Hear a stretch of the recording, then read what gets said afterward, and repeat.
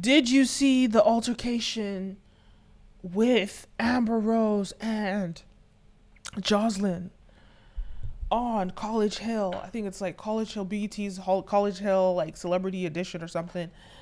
That's a great show, by the way, just about learning about Black history, Black culture. It's a great show. I can't play the clip on here because BT is taking down any video that has played this clip. And we're going to get into why they've done that. It's actually an interesting reason. But there have been some very interesting takes on this incident. But basically, they're going back and forth. Jocelyn is basically like, Amber Rose is basically saying that she doesn't feel safe, in Black spaces, and she doesn't feel safe in white spaces because she's half white and half Black. And it's like in white spaces, when she speaks up for Black people, which she is half Black, when she speaks up for Black people, well, they see her as Black. When she's in Black spaces and she sort of speaks up for white people, I don't know that she speaks a certain kind of way, Black people isolate her, alienate her, right?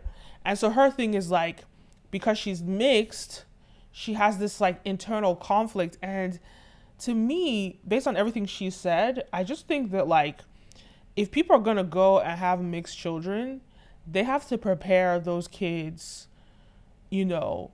around their identity, and how to cope with that, especially in America. Some countries, it's not that crazy. Like, being mixed race is not like that much of a conflict.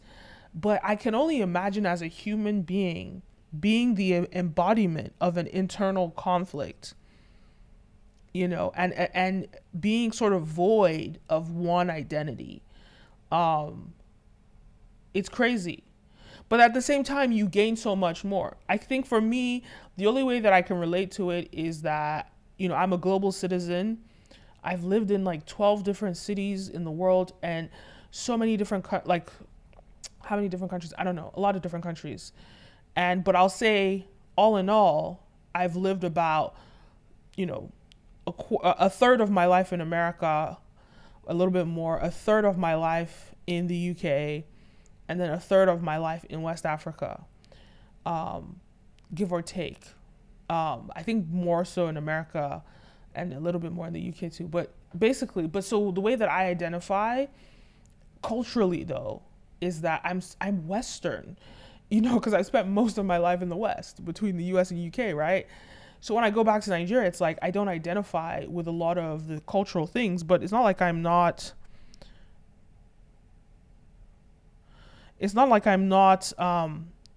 accepting that I'm Nigerian by heritage.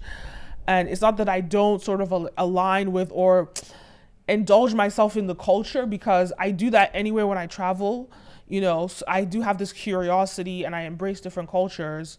But there's certain things, if you live in Nigeria, there's certain very traditional things around like patriarchy, a woman's role, a man's role, and just other things that I feel like is backward. And because I'm just somebody that is like a Westerner and I'm progressive, I'm like not conservative here in America, because America too has a lot of backward people.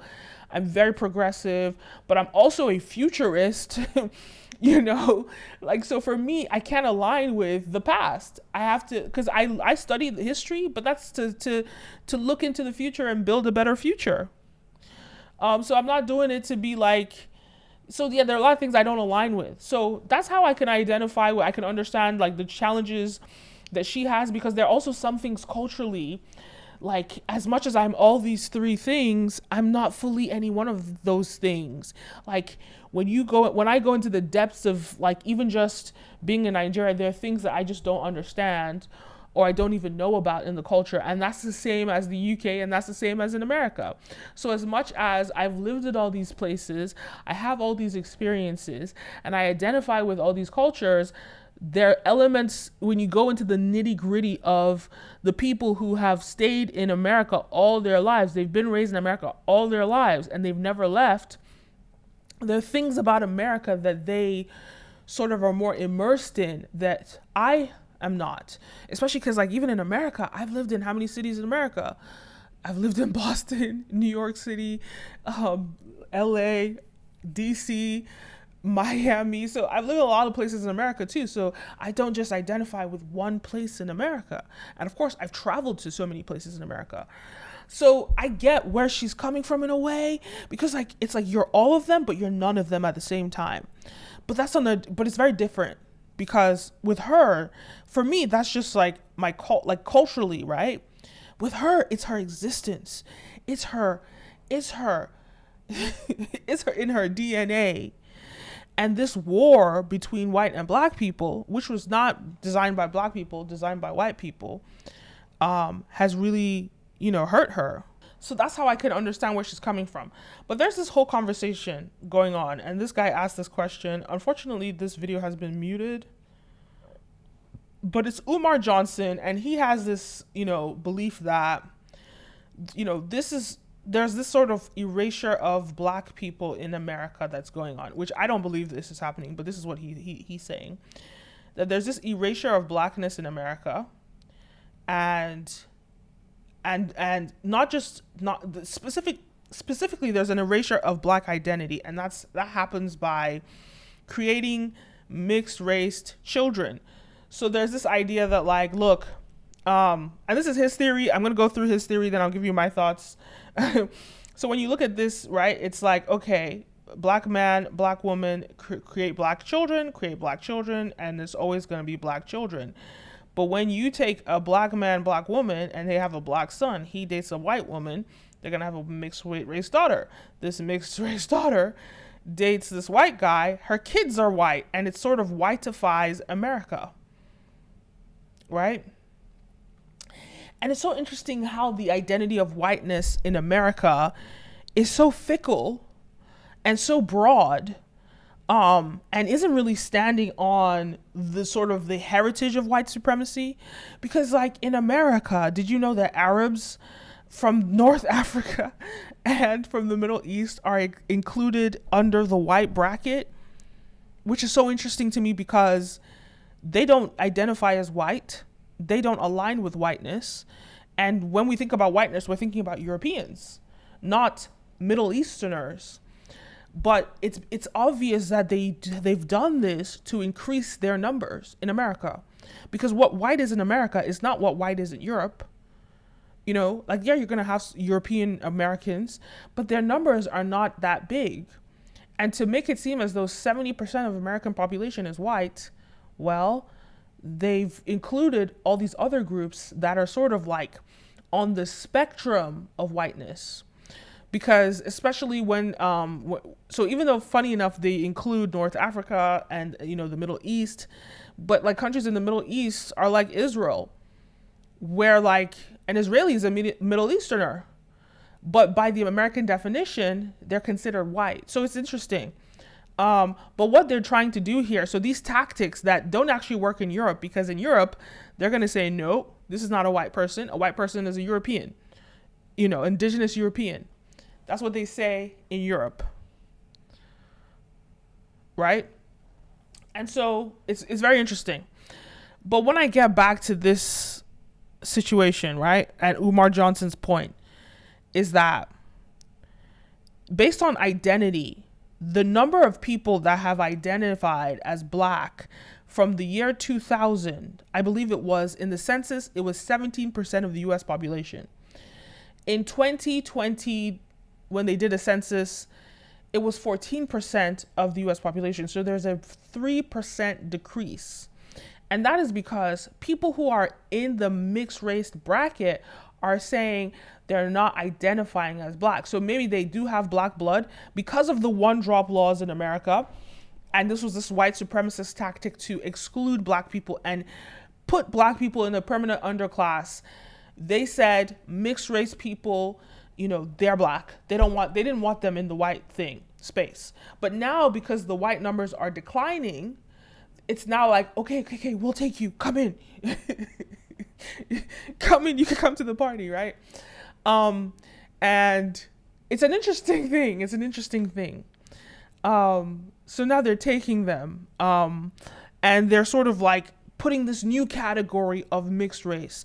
Now, when you see, and you have to understand, these systems are political systems in America that function in a different way as the UK or another country, right? So like in the UK, mixed race is a thing. Like that's a thing even in Nigeria too. We don't consider somebody that's half black and half white, we consider them mixed race. We're not going to call them black necessarily. We'll call them half black, which is what they are, right? But even in the American system, a lot of people, it's difficult because a lot of people have been mixed generationally. So it's even hard to then say, okay, well, this person is 50, because you don't know their DNA in the American context, right? So a lot of people, a lot of black Americans are already mixed. So this category, it just kind of makes sense, call them black, right? But now when you're talking about the prehistoric mixing already, and then in this new age, you're taking a white person and a black person, and they're procreating. That person is not half black, first of all. They're not. They're already mixed, right? Their half black is already mixed. But now you're mixing it with white. So they are going to move more on the spectrum of whiteness, and that gives them their own category of mixed. And so we see, Meghan Markle. Funny enough, she is South African, Doja Cat. So she's half white. So she actually is mixed, right? She actually is half black, half white. But when we see this with Meghan Markle, and the funny thing is with Meghan Markle, I think it's really interesting because I actually believe that the reason that the black community doesn't really care for her or doesn't really support her, she doesn't have that support from black, like even the black A-listers, they're A-listers, they're very quiet. They don't vocalize their support or lack thereof for Meghan. They don't say anything. They just kind of like support her-ish. And it's because she chose to identify as mixed. Noticed how Obama, who's just like her, is half black, half white. But the difference is Obama is actually half black because his dad is Kenyan. So that's like probably most likely 100% black. And his mother is American, which is some sort of, even white Americans, they're mixed too. So who really knows what that was? But we'll just assume that Obama was actually half black. But her, it's harder to tell if she's half black or not because you can't really know with the DNA stuff.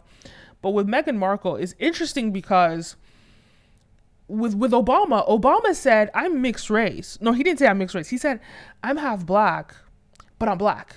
I'm mixed, but I'm black. My mother is white, but I'm black.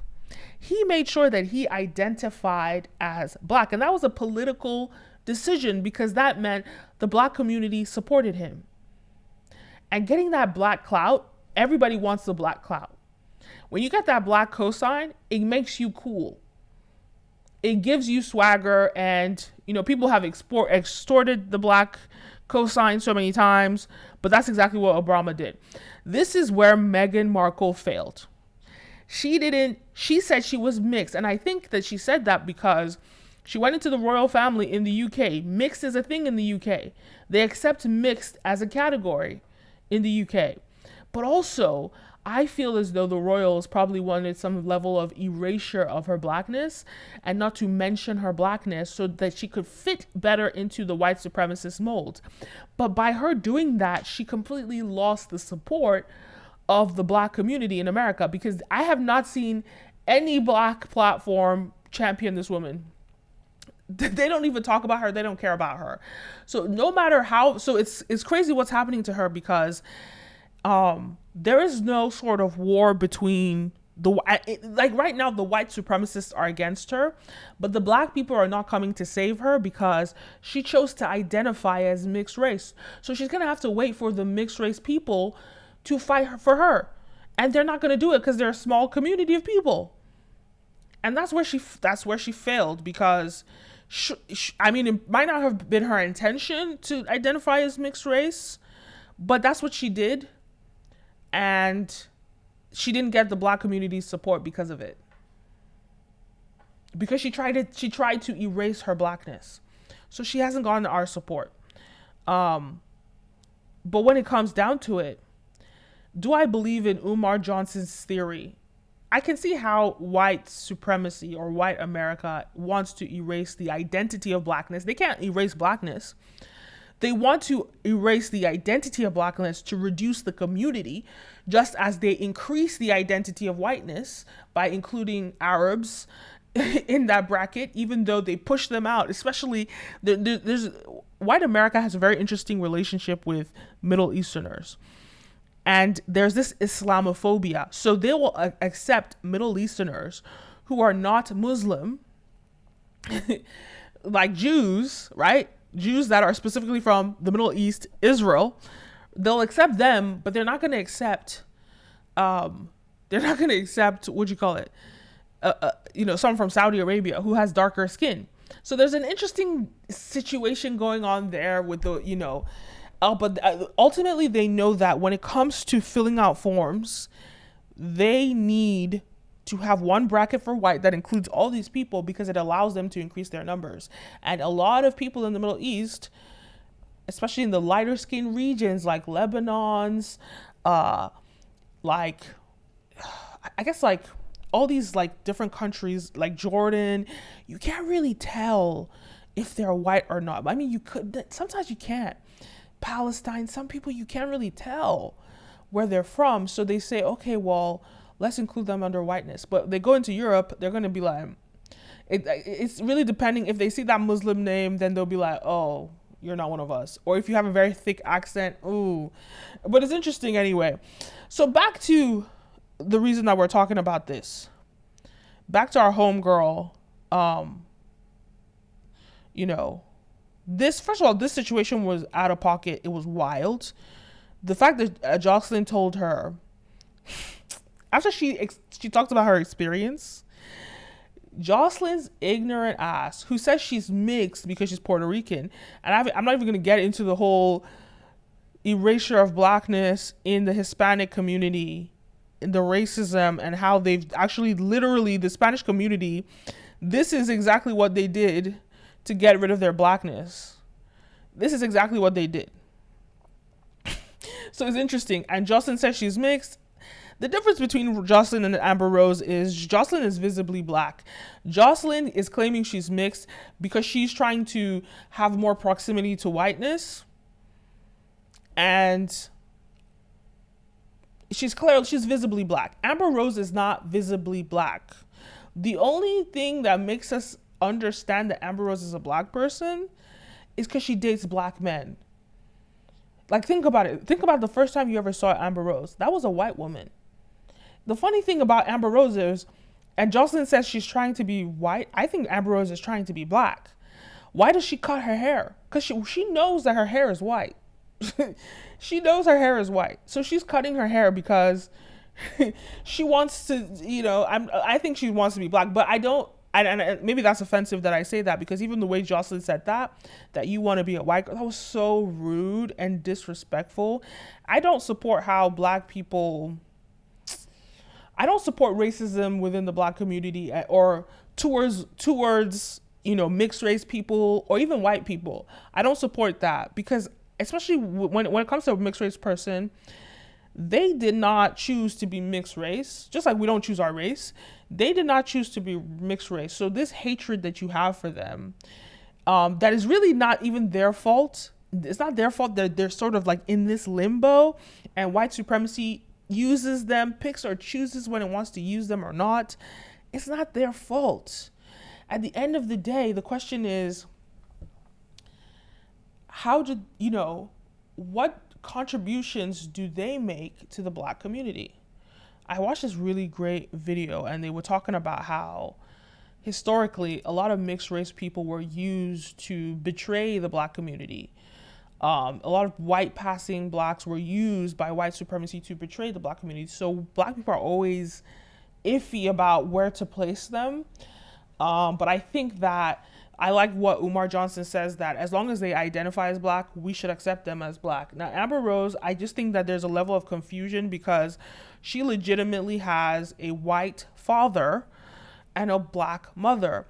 And the funny thing is that I think because of that, she's more connected to her blackness. When you have a black mother, you're going to be more connected to your blackness. And I find that Amber Rose is more connected to her blackness. So the funny thing is she's very much in line with black culture. So it's crazy to me how Jocelyn Hernandez, who's trying to be white, is telling her that she's trying to be white. She's just projecting her own insecurities within herself. If anything, I'd say Amber Rose is trying to be black. Or that she is black, because I don't think anybody didn't accept Amber Rose as black, but hearing Jocelyn say that was just wild and out of pocket. And throughout this show, what I enjoy about this show is Amber Rose specifically is always asking very, very important questions in the classroom when they're talking about race. She's always asking very poignant questions around racism. Like, she's the one, if anything, it's funny to me because it's always the light-skinned people that champion, well, from my experiences, I always find that it's always light-skinned people that champion blackness, even sometimes more than black people. And maybe that's something that they're trying to prove a point. But at the end of the day, I don't like the way Jocelyn spoke to her. I think for a black person, it's actually insulting to tell them that they're trying to be black. It's almost like a re-traumatization that white supremacy has told us that we're not good. And you're reinforcing that. It's a really big insult to tell any sort of black person that you're trying to be white, that you think you're, oof. Especially with her, and she just broke down her trigger points, especially with her who is half white, and you're telling her she's not trying, she already is half, and that's her identity. The funny thing, the only way that I can correlate with this is with me, how I described how, culturally, I have lived equally in Nigeria, the US, and UK. Not Nigeria, though, West Africa. So that's interesting, right? West Africa. So I lived in Togo and I lived in Nigeria. And I've lived in the UK. I've lived in the US. I would say actually more in the US. But I'll say roughly about a third of my life in each of these places, right? But in Nigeria, it's the same thing, right? In Nigeria, they will sort of strip away my other identities and say, no, you're Nigerian. You're trying to be American. Or you're trying to be British. But like, at the end of the day, I don't need to try to do something that I am, right? I was born in America. I'm a US citizen. And I identify, at least like, I wouldn't even say like specifically with Americanness, but Westernness. So there are a lot of things, like I described earlier in Nigerian culture, that I cannot align with. And to then try and impose that on me and then tell me that, oh no, you're you're Nigerian and erasing the rest of me is kind of ridiculous. You're Nigerian, or you're like, no one has ever said I'm trying to be American, but they'll say like, you're Nigerian, and they'll like impose certain things that I don't align with the culture because I didn't grow up in the culture. I didn't grow up in the culture. Even my time in West Africa, a lot of it was in Togo, right? So, and Togo is not the same as Nigeria. So it's crazy because there's a lot of sort of imposing when other people project their own lifestyle and their own experience. And that's what she was doing. Jocelyn was doing. Jocelyn says that she's mixed. Jocelyn has identified herself. Then she's trying to now identify Amber and say, well, because I am this and this is what I understand in my experiences, I'm putting that on you. But a lot of people do that to me in Nigeria. Like, they'll be like, well, because they've lived in Nigeria all their lives and they understand Nigerian culture and all that stuff, they're going to put it on me that this is my culture. But I'm like, what are you talking about? It's so ignorant because I don't have the same experience as you. I haven't lived the same life as you. Like, you're a product of your environment ultimately. And I've spent, like I said, 2/3 of my life in the West. I am a child of the West, so there are all these little nuances that I can identify with a lot of like how she was triggered. Amber Rose was triggered by this statement because it's so rude and so unnecessary. Why would you say that to somebody? It's so disrespectful. Why would you say that to somebody? You're trying to be white? Wild. It's just, Jocelyn is really ignorant. She's out of pocket. She has no business talking to anyone like that. And that's just what I have to say. And Amber, but here's the thing, Amber did not need to get up and hit her. That, to me, because I watched the show. She was they might get expelled from the school, but Amber, like, learn how to control your anger. I get where she was coming from. Jocelyn was instigating. Jocelyn was totally in the wrong for speaking to her that way, especially in the class that they were talking about their trigger points and their insecurities around race. And then you actually let her live out her trigger points in that moment. You are toxic. I've been watching this show. Jocelyn is toxic. So she's out of pocket. I think that, yes, Amber Rose did the good job, hitting her.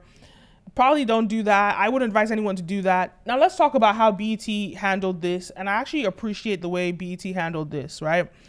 So Amber went to hit Jocelyn, but BET, as you can see, they didn't show the clip.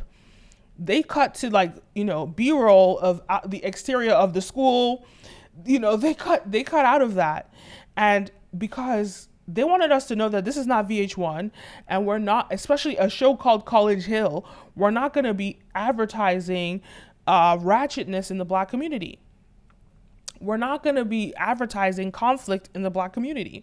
This is not a white-run media. Maybe it is, but we are thinking about the progression of Black culture, and and it is not to show, these Black people who have made, a name for themselves, who are prominent, in their own respective ways. We're not going to show them in this, degenerate light. Not only that, we're shooting in a university. The university does not approve of these policies being broadcast, because we're trying to inspire a different type of way for the Black, or progressive path for the Black community. This is not VH1. This is not white supremacy that gets to dictate and showcase Black people as ratchet hoodlums that fight each other. We're not doing that. And I really do respect and appreciate that they did not release this video of Amber Rose attacking her. I really do appreciate it. I think it was important for the Black community to see, especially when you're talking about, this show is just very, very powerful. It's such a good show. It really delves deep into Black history, Black culture, and all these amazing things that it would actually do a disservice for Blackness when they're showing all this Black excellence and they're encouraging Black excellence in us. It would do a disservice for them to show us them fighting. They could give us a clip. They did. I think BET handled this, exceptionally well. Anyway, let me know your thoughts on this. Did what I say make some sense to you? Do you agree? Do you disagree? What are your thoughts on sort of like the tough dynamics with mixed race people? It's annoying. I would have given a way better in-depth, conversation if the audio was working in these videos, but they're not. I guess, like, BET has cracked down and is, silencing anybody that posts this, and it's for a reason, because they don't want to push this image of Black people fighting and being ratchet. This is not VH1. This is not a white-run publication that's trying to, position Black people as degenerates. That's not what they're going to do. So I understand why everywhere on social media that you see this fight, that's why I can't even post it, right? But yeah, I would have given a more in-depth thing if I could have watched it and give you some feedback on some of my thoughts. But these are some of the points that I think off the top of my head. Let me know your thoughts anyway. Leave a comment down below. Don't forget to like, follow, subscribe, all the above. You're watching The Kenim O Show, and I'm your host, Kenim O. And I'll see you next time. A peace.